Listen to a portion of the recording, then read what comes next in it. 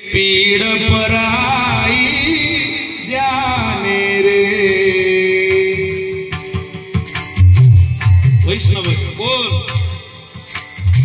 परश्री जेने मातरी रे। त्याला दुसऱ्याची श्री आणि दुसऱ्याचं धन पाहून गौरव वाटतो। परविया नारी आणि परनिंदा हे नको मनावरी येऊ देऊ। ऐसिया कृपेची बाकी तो करुणा आहेसी तुराना उदारा। म्हणून परश्रिया सदा बहिणी माया। पुढं भूतदया गायी प्राणी मात्र घरी असले पाहिजे। आता मस्के परिवाराकडे गाय आहे की नाही? आहे ना? गाय वागवा। भूतदया गायी पशूंचे पालन।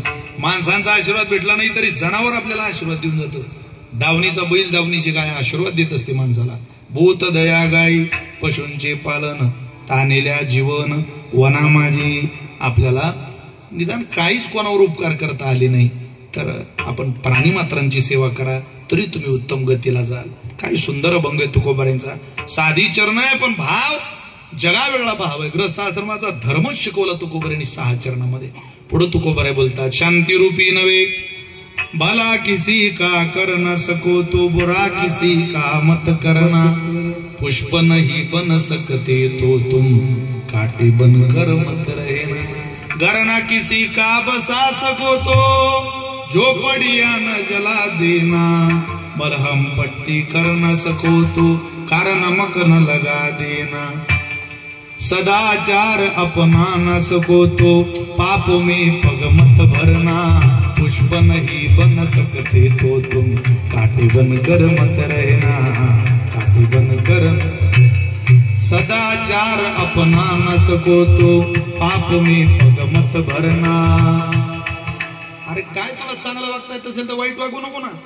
राम नाम की माला लेकर राम नाम की माला लेकर सुबह शाम भजन करना। पुष्प नहीं बन सकते तो तुम काटे बन कर मत रहना।